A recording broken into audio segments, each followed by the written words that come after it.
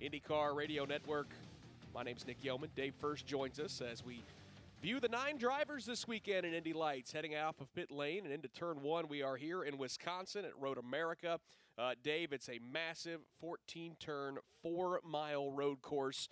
And it's been a while since we've seen these Indy Lights drivers back in competition. I know a lot of these guys have to be fired up to be back behind the wheel of race cars. Yeah, you think. And just how exciting was yet another Freedom 100. That was the last race that we've had here in the Indy Lights series. Another thriller at the Indianapolis Motor Speedway. Guys get a couple of weeks off. And then really, I'm telling you, between now and the end of the season, these races are going to be almost literally back to back to back. It's going to be a very busy time for the Indy Lights series as we go for a championship here in 2019. Yep, 3 double headers on road courses next up for the Indy Lights Series presented by Cooper Tires. We're here at Road America for 2 races today and tomorrow, and then we'll go to Toronto, the street course up north for a pair of races, and then another road course weekend at Mid-Ohio. So this championship picture really going to start to take shape. It is Oliver Askew who is your points leader as we enter this weekend. He has 190 points, 11 to the good side of Rinus VeeKay, who is second. Askew, of course, the winner of that Freedom 100. And, Dave, it was, man, what a race again. That Freedom 100 never seems to disappoint. And it was Oliver Askew, Ryan Norman racing down to the start-finish line. And Askew timed that move just about as perfectly as you can. Yes, he did. I mean, if it's another half lap, maybe Ryan Norman wins that race, or if it's another full lap, who knows? I mean, Toby Sowery had a great car that was really improving, I think, as that 40-lapper was continuing to go on. I don't know if you had an opportunity to go on YouTube or not. There's a fan out in turn 1 of the Speedway that posted the last lap and a half, and it's crazy to hear all the fans. It just went absolutely nuts as Oliver Askew won that race. It was fun. Jake was on the TV broadcast. Yep. You were on the radio broadcast. And you guys had the PA broadcast, Me and Bob right? Jenkins, the Hall of Famer, Bob Jenkins. That's right. He and I had the PA call, and it was just tremendous to see the finish like that. And like you said, it never disappoints, the Freedom 100. Yep, it was a massive crowd and a great audience for these Indy Lights drivers. I know we talked to a handful of them in the pre-race show, and a lot of them were just so geeked over the fact that they couldn't believe they were racing in front of this many people. I know Oliver Askew got emotional in victory lane because of it was such a big moment for him. And this is going to be a big weekend as well because while the crowds, nothing really compares for the Indy Lights Series in terms of the crowds that they see on Carb Day, but we're going to see a lot of race fans out here at Elkhart Lake, Wisconsin, Road America. It is one of the premier road courses in the United States, really in the world, and it is such a treat for these Indy Lights drivers to be racing here. And as we welcome in some of our pit reporters, Ryan Marine, the good news is we're off to a beautiful start here this morning on a Friday morning at Road America. Yeah, hard to get better than the conditions that we've been welcomed to as we rolled through the gates here today. 66-degree ambient temperatures, 81-degree track temperatures, sunny skies, not much of a breeze, just light enough, though, to keep you cool if that sun starts to get to you just a little bit. But really enjoying the weather right now. Not so sure we're going to be so lucky as the weekend goes along. We'll see. I think all of us will be keeping a close eye on those weather forecasts. But for now, it's about as beautiful as you could ask for here at Road America. Yeah, there's no doubt about that. We're going to keep an eye on the skies throughout the course of this weekend because you get this time of the year, and it's there's always a chance that the weather may affect it. But the beautiful thing is, Dave, on these road courses, even if you get a little bit of rain, we can race in it and put on a good show. And certainly the drivers in the NTT IndyCar Series and Indy Lights have done that many times over the years. You know what? I don't think the Midwest has had enough rain yet. Yeah, good Lord, man. It has been crazy. What a weird June, too. I mean, just all across the Midwest, the weather's just been so mild. And as you talked about, all the rainfall, I'm hopeful, keeping the fingers crossed, that at least we can keep it nice and clean and dry this week. We're all centrally located in Indianapolis, so we're driving up through Chicago. There's still fog, and it's 55 degrees in Chicago, and making the way up here. Although it was interesting, I don't know when you guys came up. We came up yesterday afternoon. Literally, once we hit the Wisconsin border, sunshine, not a cloud in the sky. A little bit of God's country up here, so it's great to see some dry track time, and knock on wood, we have that throughout the course of the weekend. The one thing about the rain is it's certainly made this a beautiful green racetrack, not only on the track but around the campgrounds here at Road America. Just a fabulous place for fans to come out, and they pick their different locations. A lot of folks go to the same spots every year, but it is such a treat to see fans on bicycles and golf carts all across this course, checking out the different vantage points because there are a lot of them. Again, 14 turns, 4 miles plus in length, the road course here at Elkhart Lake, Wisconsin. And it is a challenge. There's no doubt about it, Dave. Lots of different corners for these drivers to attack. We're seeing it right now in practice as Rinus VeeKay is the fastest of the 9 drivers. Still very early in this 45-minute practice session, but this is such a fast road course. Yeah. Lots of long straightaways. And I know to a man, when you talk to a lot of these drivers, they like high-speed corners and the technical aspect of having to try to wrangle those cars on the edge of control. That's really what these drivers live for. You know, here a road course lasts some 4 miles around this place. Oh, what a great road course. It lasts 4 miles. It is great. There's also a lot of room for mistakes out there. No doubt. If it's half that, then maybe you're okay. But to get in a perfect lap around this 4-mile, 14-turn layout, it is not easy at all. Practice underway. It's the only practice session of the weekend for the Indy Lights Series presented by Cooper Tires. They'll go qualifying a little bit later today at 2:15 Central Time, 3:15 Eastern Time. We'll have coverage of that for race number 1, which is run on Saturday. Race number 2, bright and early on Sunday morning. So a lot of points on the line. And Rob Howden, as we talk about Road America, of course, those high-speed corners, they really put a number on those Cooper tires as we come to another race weekend here in Indy Lights. Well, Nick, I'll tell you, one of the interesting things down here about this particular weekend at Road America, and really any one of our Road to Indy weekends, we always talk about the fact that this very first session for the drivers up and down the whole Road to Indy, USF 2000, Indy Pro, and Indy Lights as well, they get to carry over one set from their last event. They bring that used set of tires, and that's what the drivers use when they go out onto the track for the first time. Not so here in Indy Lights here this weekend. They're not carrying over that road course set from the Indianapolis Motor Speedway event in mid-May. Cooper bringing a different tire compound and construction here to Road America, so they're on fresh tires from the get-go. Drivers rolling out with sticker Coopers, not able to use the used set. The set from Indianapolis will actually be carried over to the street circuit in Toronto, so they'll use that, of course, in early July. This particular weekend, though, a little different. 5 sessions, as you said, practice, only the one single practice, the 2 qualifying runs, and, of course, the 2 races as part of the double header here at Road America. They have just the fresh tires, the 4 fresh sets of Coopers to take care of. That makes it even more interesting. They don't have that one extra used set to kind of burn some laps here in the opening practice session. Yeah, that's going to be a fascinating kind of storyline to watch, Dave. 4 sets of tires, 5 sessions of on-track activity. So do the math. You got to conserve some tires in terms of qualifying, especially with the typical qualifying setup we've seen over the years where drivers usually strap on a set of new tires midway through those sessions. So tire conservation going to be something we're watching as Rob talked about. Cooper Tire bringing a brand new format of tires here this weekend. I'm not a math major, but the math doesn't really quite add up on that. Doesn't check out, I don't know does how you divide that, but they're going to have to, and that's what makes this series oh so tough. So, yeah, everybody's out on fresh tires now. It begs the question, what do you do for qualifying later this afternoon? And certainly when you got not 1 but 2 races to work it all in, at some point out there, you're going to be on scuffed tires. And sometimes that's good, sometimes that's bad. So it's going to be interesting to see how that plays out here over the course of the weekend. I mean, no doubt you want to keep 2 of those sets for the 2 races. I mean, that's the conventional wisdom, the thinking behind that. But you're right. Certainly for some of those qualifying sessions, you're going to have to give up a little bit. That's where if weather creeps into the pictures and they have to put on the weather tires, that could balance that out. But it's going to be absolutely fascinating this weekend to see how these teams manage those tires. Well, we've got a third pit reporter down here. Happy to have Jeremy Scott joining us this weekend. Jeremy, you've got an eye on those BN Racing cars who have been really quick here in Road America over the years. Yeah, good morning, Nick. And down here at the 2 and the 79 cars this weekend, as a new team member comes on board, it's Jeff Fickling, formerly of Carlin Racing. This is his first weekend on the team now.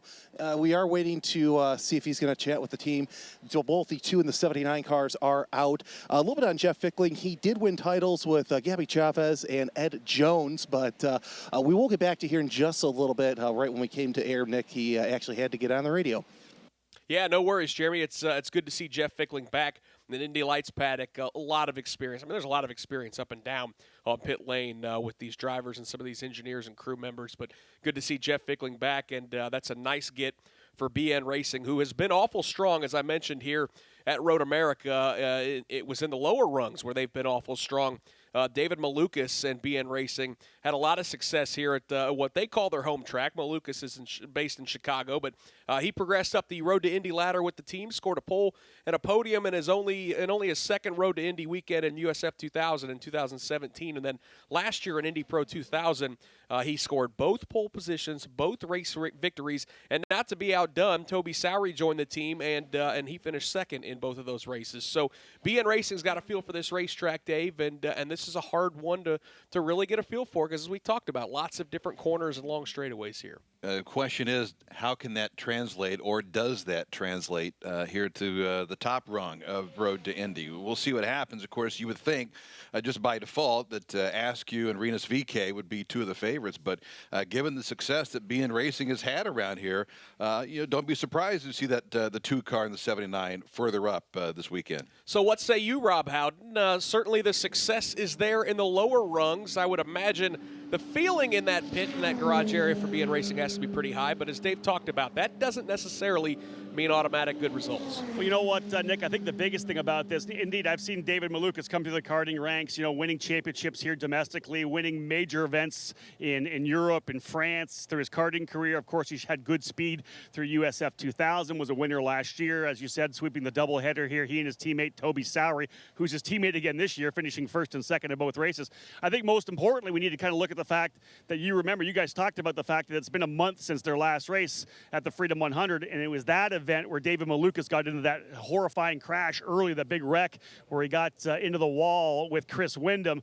For him to be able to come back here to a track at Road America that he loves, where he was successful at, I think that's the best possible backup for him, because obviously, the mental game is so strong, and to have the incident that he had at the Freedom, he needed to come back to a place where he's going to have some confidence. I think that's going to be really big for David Malukas, getting back up on the horse, if you will. And it's been a long layoff, too, as we talked about, Dave, from the Indianapolis Motor Speedway, the running of the Freedom 100 on Carb Day, up until this race weekend here at Road America. So Malukas, as Rob talked about, definitely looking for a bounce-back weekend. That was a big hit in Turn 4 at the Indianapolis Motor Speedway, and Malukas got up and into Chris Windom, and I know there was some concern immediately after the accident. Okay, it took a while, I believe, to get Malukas out of the car. And then ended up, I think you discussed probably with you guys as well, maybe a tire had come down on his helmet and that caused some issues. But good to see him back, obviously. But that's a big hit, and I think Rob hit the nail on the head. Just getting back in a car is good medicine sometimes for these drivers. Certainly it is for David Malukas. Practice speed starting to pick up here at Road America. It is Rinus VeeKay, the driver for Juncos Racing, who is at the top of the charts at a minute 54.995. Good to have Aaron Telitz back with the Indy Lights Series presented by Cooper Tires. He made a start at the Freedom 100 at the Indianapolis Motor Speedway and finished 9th, but a veteran of the sport. He is piloting a car for Wisconsin's Brian Belardi. It's kind of a home weekend for everyone involved with that team. Good to see Aaron Telitz get the call to drive car number 4 for Belardi Auto Racing. He's second fast right now at a minute 55.442. Ryan Norman is third. Dalton Kellett is fourth. Lucas Cole is 5th. Robert McGinnis is 6th fastest so far. Oliver Askew is 7th. Then you've got the BN Racing cars. David Malukas 8th. Toby Sowery is 9th. But how about Aaron Telitz, Dave? First, an opportunity for him to get back behind the wheel of the Indy Lights car. He's from Rice Lake, Wisconsin. Of course, Brian Belardi's from Grafton, Wisconsin. It is a home weekend for sure. And that team and that driver have had some success here in the past. I thought it was excellent when Aaron was announced as a driver for Belardi Autosport at the Freedom 100. Unfortunate to see that drive shaft issue that they had. So, he probably was going to be a big-time player in that Freedom 100. Instead, he finished 9th, some 5 laps down once he got back out there. And but I'd say not only is Aaron an impressive young driver, but he does a lot of media in the Milwaukee area, in the Green Bay area, and when it comes to this IndyCar weekend, a lot of the TV stations and newspapers and so forth, they go to Aaron for advice, for interviews, and it's good to see Aaron very much a part of this weekend and very much a part of the Indy Lights Series once again. And, of course, he's got some IndyCar ties. He's the endurance driver for AIM Vassar Sullivan, that Lexus team in the WeatherTech Sports Car Championship right now. Earned a podium finish in the legendary Rolex 24 at Daytona a little bit earlier this year in January. So good to see Aaron Telitz back behind the wheel. And Rob Howden, up and down the road to Indy paddock, there's a lot of good hometown stories here as we've made our way to Wisconsin at the midway point of the season. Yeah, no doubt about it, Nick. You can talk about Wisconsin. We can talk about nearby Illinois as well. But when you talk about Road America, one of the names I think that if you go back into the history books that has been so completely tied to this facility, it's the Pabst name. Of course, from Pabst Blue Ribbon, Pabst Brewing. The family, Augie Pabst, has been here forever. Pabst Racing is a team here in the Road to Indy as well. Augie Pabst III actually runs that team, and they've got 4 very incredible young drivers, and international field drivers from Brazil, drivers from New Zealand, a young driver, Yuvan Sundaramurthy, from nearby Oconomowoc, Wisconsin here as well. But the driver who was fastest here this morning, Colin Kaminsky from Chicago, Illinois, he's standing by with me now. Colin, you first got started racing here at Road America in 2015 in the Spec Racer Ford category. You're obviously into the Road to Indy, your second full year, I believe. Man, quick out of the box in the morning session, 8 o'clock this morning. Yeah, it feels pretty good to be obviously quick out of the box. Like I was just talking to some people, and anytime you're quick right out of the box and you already see room for improvement, like looking at data and video and stuff, you feel even better. So we're gonna try and keep doing that and go for a pole here in qualifying the next couple of days. I always say there's no trophies for practice, but it's nice to go number one, go into the paddock as the top guy, and then to be the top guy within your team as well is pretty solid. Yeah, definitely. Yeah, I mean, anytime you can put it P1, it's always a really good feeling. So we're going to try and keep the momentum rolling and see what we can do. First driver we've had a chance to talk to here this weekend. So walk me through this racetrack a little bit. For you in USF 2000, what are the key places to be going fast? Where do you need to be good to go fast? Let's start with that. Obviously, if any of you guys listening know about Road America, is that it's a very straightaway oriented track. You have the exits are super important because you have long straightaways, and that's what creates a good race car, whether it be qualifying or a race. Important corners really are, turn 3 going down the straightaway, obviously the last corner off of 14. Carousel obviously huge. We're trying to get flat as we can. This morning was a little low on grip because we were the first session out there at 8 a.m. So as the track comes to us, we try to make some changes and see if we can, go faster. But is it a give and take sometimes? Because you want the aero to be, less aero so you're faster on the straightaway, but then through the carousel you've got no downforce. Yeah, definitely. It's definitely tough to try and find the proper setup here. But obviously the Pabst crew, with their experience, like you were saying, they gave me a great race car. So we're gonna try and keep the momentum rolling. But yeah, you gotta find the balance. So we're looking for it. Speaking with Colin Kaminsky, one of the USF 2000 drivers for Pabst Racing, you were on the pole position for the Freedom 75 at Lucas Oil Raceway. You end up with a solid third-place finish. What's your expectations here, a track that you know so well? Is it a race win? Is it a podium again? What are you really focused on? I'm fully expecting myself to just do the best job I can given the equipment that I'm given. Obviously, being quick, we knew we were going to be quick, and obviously being quick right out of first practice, there's expectation to go for pole and go for wins, and it's been a long time coming. Especially last week race at the Oval was nice to finally get that out of the way, pole and a podium. But so I think we're just trying to take the momentum and fully expect something similar here. So we'll see what we can do. Good luck in qualifying. Thanks, Rob. Another guy to watch there, Nick Yeoman from Chicago, Illinois for Pabst Racing. Colin Kaminsky, fantastic job at the Oval at Lucas Oil Raceway, but out of the box is the quickest driver here in the USF 2000 program. Watch for him to see if he can't put himself at least on the front row for the start of the first of 2 races here this weekend. Yeah, that's a good story, Rob Howden, and it's a full weekend of races as the entire Road to Indy is here at Road America. As we talked about, the USF 2000, the Indy Pro 2000. This is the Indy Light Series presented by Cooper Tires, just one rung below the NTT IndyCar Series. Seen a lot of talent make their way through this series, win championships, earn scholarships, and find success at the IndyCar level. Look no further than our current NTT IndyCar Series points leader, Joseph Newgarden, Dave, who is on a nice little hot streak after a really fantastic win holding off Alexander Rossi at Texas a couple weeks ago. Joseph Newgarden is a guy who cut his teeth here in Indy Lights, won a championship, and certainly has turned that into a lot of success. That doesn't seem that long ago. It really when doesn't, he was winning races in the Indy Lights Series. Is that right? Here he is, already an NTT IndyCar Series champion and still chomping at the bit to win an Indianapolis 500, which is going to happen. It's not a matter of if it's going to happen for Joseph Newgarden. It's more of a matter of when he's going to win an Indy 500. But I'll be honest with you. I just was distracted when Rob said something about Pabst. You've had a couple PBRs in your time, I'm imagining. Sure. Yeah, I've had a couple too. When you come to Wisconsin, you kind of have to enjoy something like a spotted cow. I don't know if you've heard about the spotted cow I have. at all. I'm a big Leinenkugel guy, so that's up here in Wisconsin as well. Yep, So yep. they know their beer up here. They kind of do, don't they? It's not like you're not going to come to Wisconsin and look for a Zima. You know? If you do, you've got issues. No, you're going to get some funny looks from people.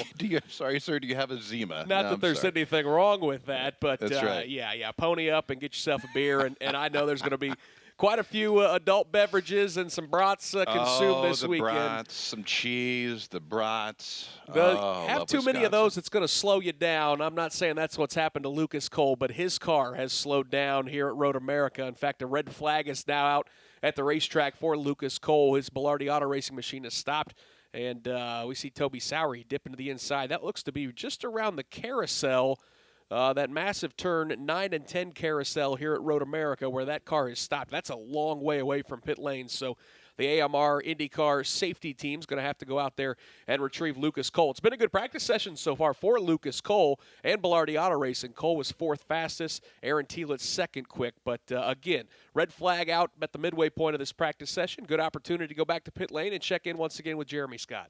Well, Nick, we were trying to get a hold of Jeff Fickling, but they're having issues with the 2 car that they can't even diagnose at this point. I did see that there was a little bit of play in the steering wheel, so they're trying to figure this out through FP1, but really they don't have much time until first qualifying comes up at 2:15. Yeah, there's no doubt about it. If you're going to figure these cars out, Dave, you've got to do it in a hurry because on these doubleheader weekends, and I kind of like it, instead of having multiple practice sessions, put these guys up against the gun a little bit. Just one practice session to dial these race cars in, and then from that point on, there's points on the line in every session with 2 qualifying sessions and 2 races. Yeah, it certainly ups the ante a little bit Yeah. when we come to a place like this. And so you're chasing it a little bit. We'll see what happens in qualifying and then the race. I mean, before you know it, that race 1's going to be here. So a red flag situation here at Road America for Lucas Cole, whose Bilardi Auto Racing car is stopped out onto the racetrack. The AMR IndyCar safety team just saw them drive by as they head to retrieve Lucas Cole, hopefully get his car refired, and that hopefully the problems are nothing too big or too major for that young driver. It is Rinus VeeKay, the fastest of the 9 drivers so far. Aaron Telitz is 2nd. Robert McGinnis 3rd. Lucas Cole 4th. Dalton Kellett is 5th. Ryan Norman is 6th fastest. Oliver Askew, the points leader, is 7th. And then it's David Malukas and Toby Sowery rounding out the 9 drivers here at Road America. During this red flag, good opportunity to go back to pit lane with Rob Howden. Yeah, indeed, Nick. Had a chance to talk to the fast driver in USF 2000. We talked to Colin Kaminsky. Let's grab a hold of the guy who was the quickest as well in Indy Pro 2000. They've got their one and only practice session in the books earlier today. And if you're a fan of the Road to Indy and follow the drivers coming up through the ladder system, you know this guy's name. Kyle Kirkwood, last year's champion in USF 2000. He's moved with the scholarship to RP Motorsports Racing here for Indy Pro. Young driver from Florida. It's always nice to be P1 out of the gate, right? Yeah, thanks, Rob. It definitely is. You know, we've had a little bit of a rough season so far. So to start off this weekend with the first place in the first practice by about a 10th and a half, and then I think we're a half second clear of 3rd place, it kind of gives us a little bit of comfort. And we still have a lot to improve on the car. I was struggling a little bit with the car, and I was actually surprised to be in first after looking at the times. I wasn't expecting that. They'd never told me until I came in. So it's a good feeling. We're going to make some more improvements on the car. I know that for a fact, and we should have a good qualifying later on this afternoon. You know, Kyle, in any session we come to, you guys are on track early. It's been cool. There's not a lot of rubber down. Everything changes once IndyCar gets out there and lays some rubber down. How was the racetrack grip-wise so early in the weekend? You know, I can't really say because I've never driven around here in the Indy Pro 2000, so it's I don't really know. But in comparison, I talked to some of the USF guys, I talked to the Cape guys. They said the track was pretty good. The engines were running really good, the Mazda engine that we have in our car, and so honestly, from my knowledge, I think it was good. But well, let's make that clarification. You raced here last year in USF 2000. Indy Pro is 10 seconds faster than the USF 2000 car. That's a different experience. Yeah, it is. You know, when I was talking to Cape Motorsports, I was talking to Matty Brabham, and he looked at me. He's like, "You guys are really 10 seconds a lap quicker," and I was like, "It doesn't really feel like it, but yes, we are." And what I told him, I was like, "Look, we're pretty much on the limiter in a lot of places in 6th gear. That just shows how much grip and how much downforce this new Indy Pro 2000 car has. So it's really incredible." I'm not sure what times these guys are doing here. 8 seconds faster. About 8 seconds, but that's still pretty close for how long is this track? About 4 miles. So that's not too far off. That's not too shabby. Let me give you a question. I like to ask this question a lot. Is this a track that you think suits you? It's a different racetrack. Colin talked about the fact there's long straightaways. You have to carry so much speed. It's that kind of give and take on having aero in the car, but not having it. It gives you better top speed, but you lose the downforce in corners like the carousel. Is Road America a track that you think fits your style? I think it does. I think one of my best traits is being consistent. I think we've seen that over the years, and this track really is really you have to be consistent, because if you make a small mistake on one of these corners, like turn 3 or going down to Canada corner, all the long straights that come up afterwards, if you make that small mistake, you're going to lose it all the way down that straight. So it's really big, and especially in qualifying because it's such a long track, make one mistake, that's 2 tenths. So if you're perfect throughout the entire track, even if the car isn't that good, you're still going to be very good, because there's a lot of drivers that'll make just a little tiny mistake here and there, and because it's so long, you're going around there for 2 minutes, and it adds up in the end. So it's being really consistent, and I think that's one of the better things that I have about myself. Speaking with Kyle Kirkwood, fast driver so far, the first session for Indy Pro 2000, running for RP Motorsports Racing. Last year, you set a single-season win record in USF 2000, most wins ever in that program. This year, you've come in, like you mentioned earlier, you've not had the start of the season you wanted. Can you detail a little bit how important it would be for you to get back and win a couple of races here this weekend? You know, we've been quick the entire season. We just had very unfortunate issues. We broke 2 wings, one at St. Pete, one at Indy, and we had a penalty at that Indy start, which we probably should have won. And so it was just a lot of unfortunate situations. So we're really quick. It'd be nice to get just a win under our belt, to break the ice, to get back in the rhythm of things. It would be really good for us as a team, because and just to mark that first win for us as a team together with RP Motorsports in the Mazda livery. So yeah, it would help a lot, I think, and obviously for the points, we're only 45 points back, and it's still a very long season. So I don't think we're far from out of the points hunt or the championship hunt. So it's I think this is the start where we went downhill for a while, especially at the Indy and then after the Oval, and I think now we're starting to come back uphill. We have a lot more races left, and if we just keep this momentum after that first practice session today, it should be really good. Well, P1 in practice, a good starting point. Well done. Yeah, thank you so much, Rob. Good luck to Kyle Kirkwood in qualifying later today. Again, another driver to watch. We've seen so many guys, Dick Yeoman, come through USF 2000, then star in Indy Pro. This kid here is going to follow in the footsteps of a good friend of his, Oliver Askew. Yep, good stuff with Kyle Kirkwood there and Rob Howden. It is Rinus VeeKay, the top driver here in practice. It looks like Lucas Cole's machine has been brought back to pit lane. We're just moments away from having engines fired. In fact, the green flag is waving, so practice will resume. Good opportunities these drivers get back up to speed to check in once again with Ryan Murray. Well, let's talk to Bryn Nuttall, who is the team owner of Toby Sallery and David Malukas' cars, Be Racing, of course. We'll start with Toby. We've seen him in pit lane for quite a while here in this session. What have you guys been working with? What has he been dealing with in the cockpit? We're just trying some different stuff with setup. Obviously, as you mentioned to me previously, we've added some people to our engineering program here, so a little bit of experimenting going on our side, so that's the reason why we stopped a little bit this morning. Let's talk about the addition of Jeff Fickling to the staff. He's got quite the pedigree in this series. He's engineered for several series champions. He became available. How quickly did you snap him up off the market? Quite quickly. We chatted pre-season, because when we started our lights program, we didn't necessarily want to do it the way we'd done our previous 2 series. Unfortunately, we had to do it. We did get good results, but I was always looking for better people to add to it, and that's what we've done now. What does he bring to the table? He just brings a lot of experience, and as you mentioned, he's won championships, he's got a lot of experience, and, that's what we need. We're a very new team in all aspects, drivers, engineers, mechanics, we're a brand new team. And how soon do you expect that to pay dividends? I'm sure it takes a while to get somebody to work within the culture that you've established, but the expectations are high. Yeah, we have high expectations, obviously, and we've showed already this season that we can prove ourselves right in that way. But we're not coming here expecting to win. We're just trying to focus on the future, really. Finally, your goals here this weekend. The team has been good at this track on the lower rungs of the road to Indy. Does any of that carry over, though, to Indy Lights? I don't think so. Obviously, drivers do like certain tracks. Whether that will transpire to David, it all depends about being the car good enough and if he does a good enough job on the particular day. So, yeah. Thank you, Bryn. No problem. Thank you. Appreciate that, Ryan, and Bryn down there on pit lane. It's David Malukas and Toby Sallery, the 2 drivers for that team, as they talked about kind of the engineering changes and the folks that they've added to that team. They've been knocking on the door for that first win. Toby Sowery's got 2 podium finishes. David Malukas had a third-place run at Circuit of the Americas a little bit earlier this season, so they've been knocking on the doors.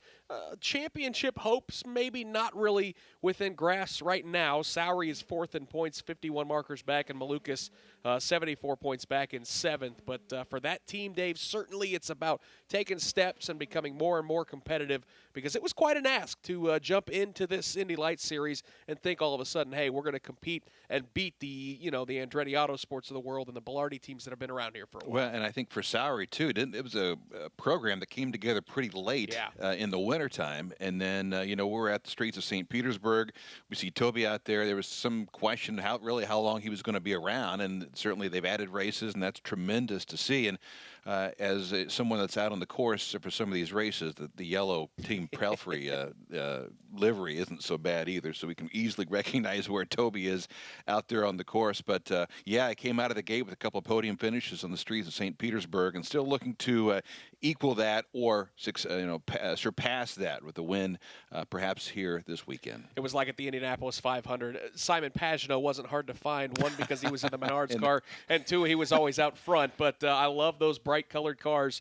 They're always easy to find, and as you mentioned, very, very nice and helpful for turn announcers, as Toby Sowery's been really, really strong this season. Had a 4th-place finish in the most recent race at the Indianapolis Motor Speedway in the Freedom 100. Did a really nice job as he kind of came through the field on multiple occasions. Really, really competitive race, led some laps. It was just a lot of fun to see those young drivers mix it up.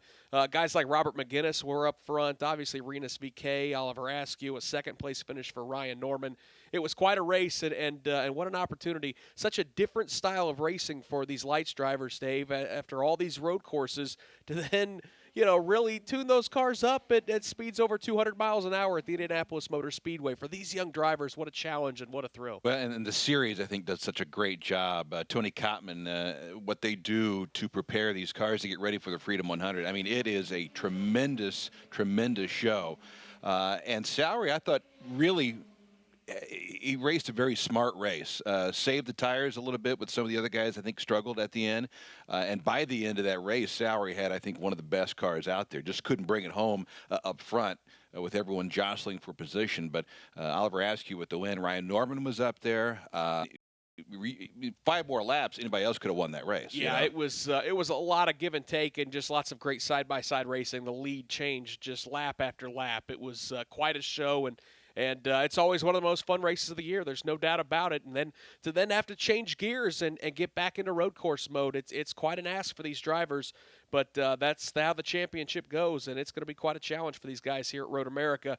We just heard Rob talk to Kyle Kirkwood about how each step up the road to Indy, the lap times drop and these cars get faster. How about the opportunity for Ryan Norman that he's going to get a little bit later this next week, Dave? On Tuesday, Mid-Ohio, Ryan Norman's going to get an opportunity to test a car, an IndyCar for Andretti Autosport. That is always the goal for these drivers. Every one of these guys wants to get the IndyCar and ultimately run in the Indy 500. Yeah, I think that's a great sign, certainly for Ryan. I remember talking to his dad at Toronto last year, asking him, what's next? What do we want to do next year? And he kind of felt like another season of Indy Lights is exactly what he needed seasoning-wise to get ready for maybe a run at the IndyCar Series. And to have an opportunity, certainly at a test like that, it's good news for Ryan Norman. And, of course, Ryan Norman from Ohio, so to get to do that test at Mid-Ohio is awful big for that American driver, just 21 years old, 5th in the championship points. He lost that Freedom 100, but to Oliver Askew by 6 1/1000ths of a second,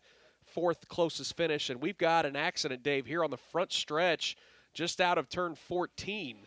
It sounds like it might be our points leader, Oliver Askew. We got one car that stopped just at the entrance of pit lane. And I can see some sign damage, Dave, to the inside of that corner off of turn 14. A lot of rubber laid down at the exit of the corner. It appears our points leader, Oliver Askew, might have had problems as it looks like he's got that car refired and is driving up the uphill portion of pit road here at Road America.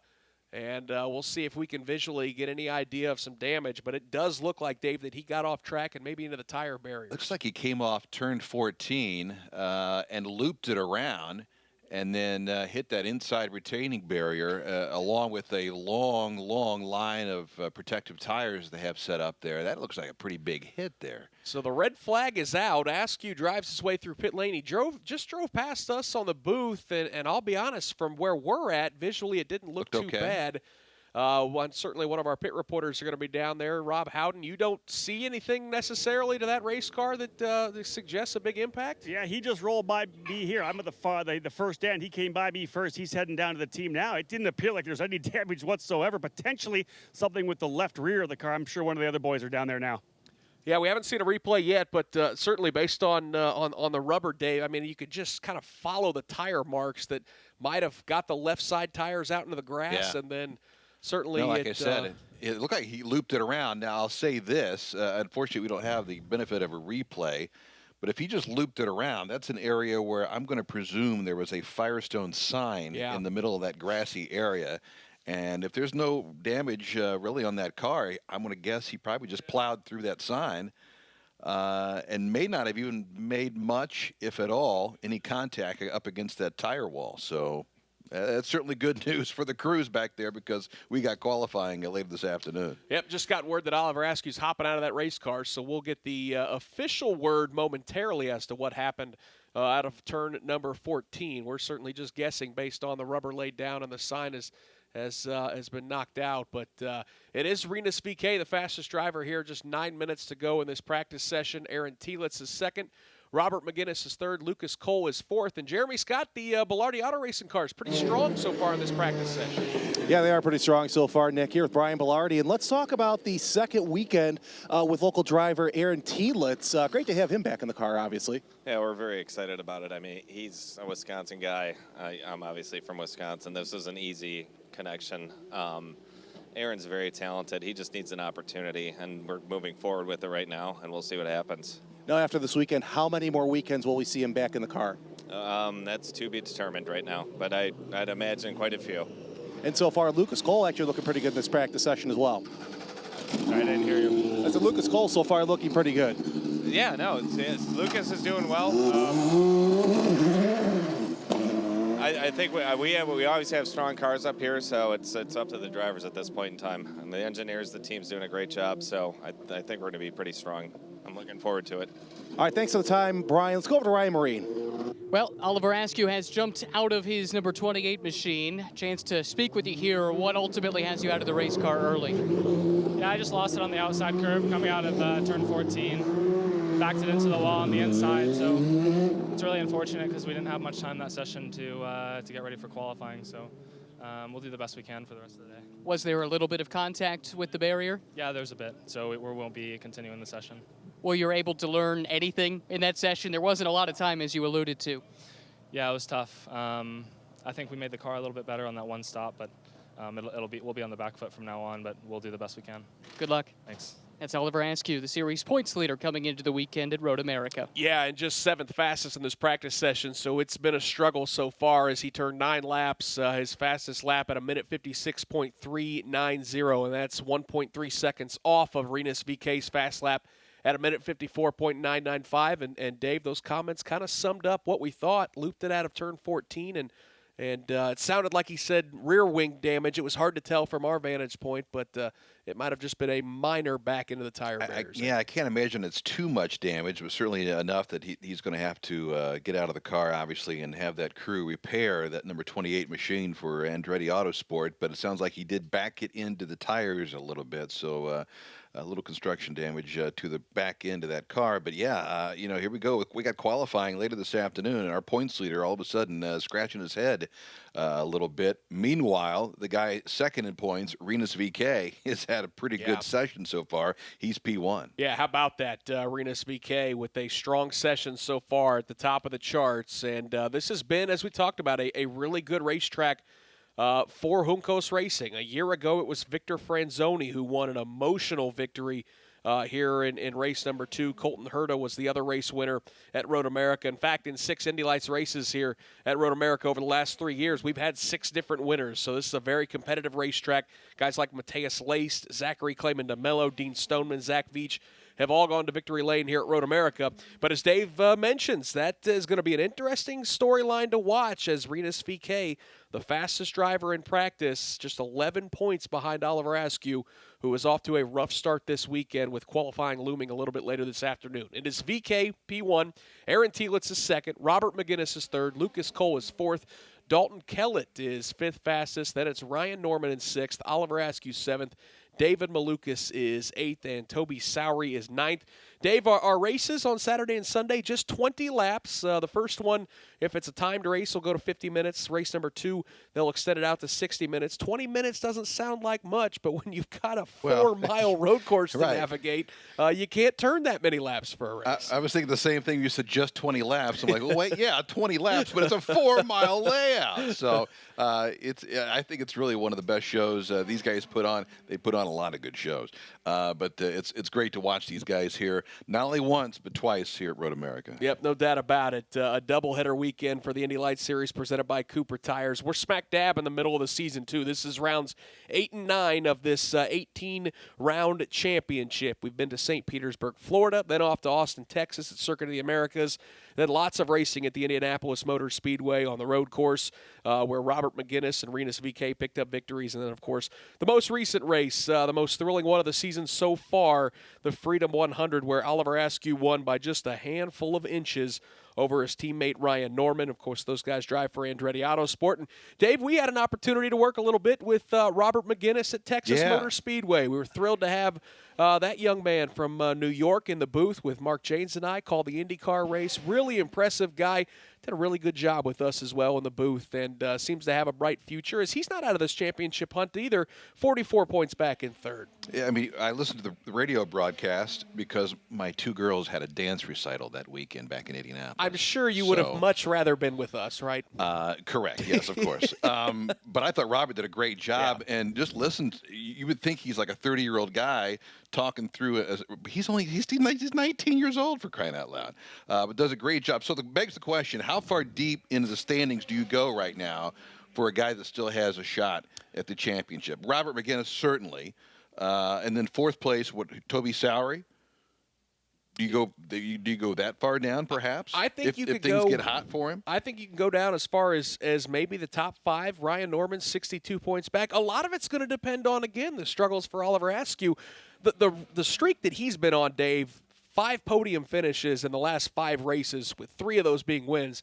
Obviously, if he continues that, there's no catching him because he's just going to continue to build on that points lead. But all it takes is for one rough weekend, and clearly this one is not off to a tremendous start, and then all of a sudden, we know VeeKay's there, we know McGinnis is there, but yeah, then all of a sudden, if Toby Sowery and Ryan Norman can kind of creep back into the picture, it could make this title hunt really exciting. I think it's going to be good, but Askew is certainly going to be scratching his head a little bit as they got a lot of room to make up here before qualifying, and then we go racing tomorrow morning. Let's go back to pit lane and Rob Howden with just 2 minutes to go here in practice. Yeah, guys, with, as you said, just 2 minutes remaining in this session, the BN Racing team furiously working on the number 2 of Toby Sowery. They had an issue with, I believe, steering, kind of a slop in the steering, trying to figure out where they brought that in. They had the guys from Dallara actually come in. They've been going to work big time here on the right front of the car. They replaced some of the components in the top part of the wishbone, where that wishbone actually meets the actual wheel assembly. And they, I think, are trying to get him out on the racetrack. That's, I believe, what they're doing here, just to get even guys.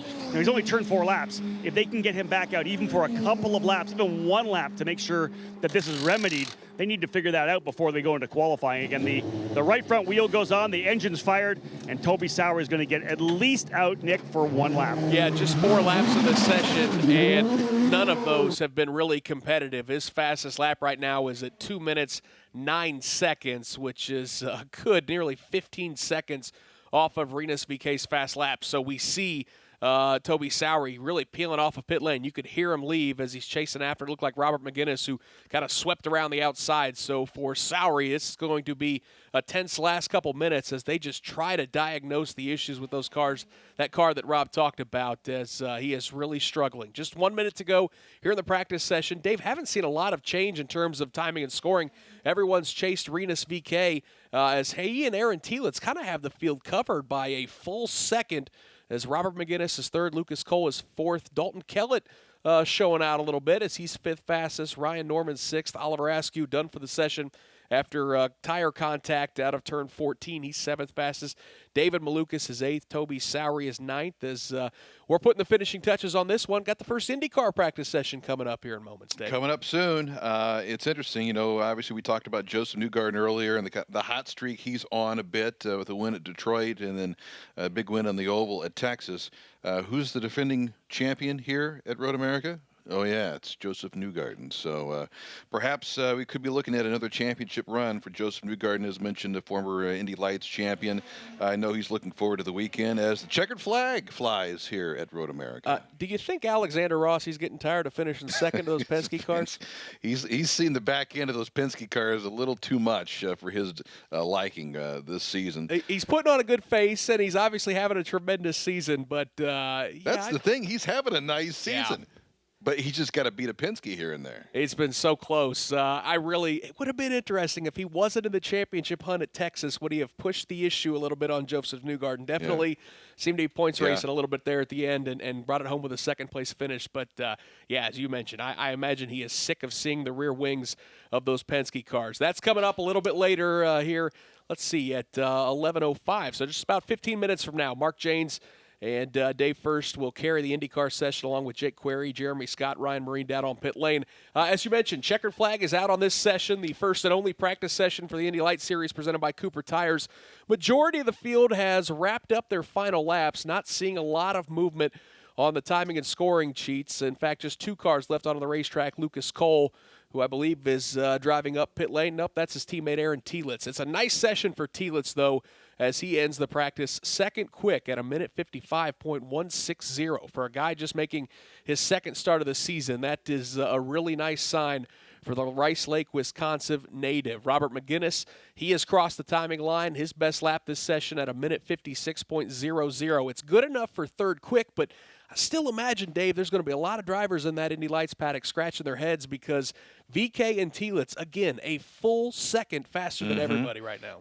How good is it to see Aaron Telitz, a Wisconsin guy, driving for Velarde once again? Just a second race weekend here in the Indy Lights Series, but already up there. And you got to think he, is going to have a shot at a win come tomorrow and certainly on Sunday. And how good would that be for the confidence, perhaps, for that young man? Yeah, no doubt about it. That'd be big. As Jimmy Vasser's taken a liking to him of putting him in a sports car, and I think a lot of folks, and Aaron Telitz himself, are pretty hopeful and optimistic that there may be an opportunity one day to drive for maybe that Vassar Coyne Sullivan team, as it's Telitz who ends the practice session second quick. Final 2 cars just made their way back to pit lane. That was Lucas Cole, who had a really nice session. He's going to end the day 4th fastest, and Rinus VK, the fastest of the 9 drivers. And I'll tell you what, Dave, for a guy who's right there in the championship hunt, to put the pressure on Oliver Askew, that is the way to do it, to roll off the truck fast. That might be Cole's best practice session of the season, too. Yeah, that team's getting a little bit better week in, week out. And obviously, Brian Belardi talked about how much they like this racetrack. Let's hear from one of those Belardi drivers. Aaron Telitz is standing by with Jeremy Scott. Second place with a 1 minute 55 is Aaron Telitz. Well, second weekend back, and it's like you never left. Yeah, I know. I don't look like a complete idiot out there. Glad the Belardi Auto Racing guys gave me an awesome car to start off the weekend here at Road America, my home race. Hoping to put on a good show for everybody that comes out to see me. How does 10 minutes of red flag hamper your setup out there, even though you are second quick? You know what? For me, it was okay. It gave us more time to maybe stop and think about it instead of just go on my first time back out. I was actually pretty happy with how I got back up to speed, feeling comfortable in the car, working with the engineers during the red flag. I think kind of helped us talk it out, maybe not do anything rash. So, no, it was all right. All right, I asked this question to Brian earlier in practice. Are we going to see any more this season? I don't know yet. You might. We'll see. I'm just going to drive anything I can put my butt in. I'm doing the Lexus races in IMSA with the Aim Vassar Sullivan guys, and they're here with Sebastian Bourdais obviously this weekend. So that's my full-time thing, and then anything else I can add on to that, I'm going to drive anything I can put my butt in. All right, it's local driver Aaron Telitz over to Ryan Marine with the fastest driver in practice. And that is Rinus VK, just topped out of his car. I know you like this racetrack. You've won here in the past in your Road to Indy career. What is it like driving around Road America in an Indy Lights car? Oh, it's great. It's a high-speed track, and I'm with a car which has quite a lot of speed, power. It's a lot of fun, and Yeah, it's just a lot of working also. You're just sideways all the time and fighting the car, and I think, yeah, this is really a track where you have to drive and show your talent. So the car is good to start with. What changes might you make, though, with qualifying coming up? Can you still make it quicker? I think there's, of course, some things to make it better, but the car's already great. The team is doing a great job, giving me a great car as a basic. So, yeah, it's a great start, and I think we can even get more time out for the next session. Well done. Thank you. That's Rinus.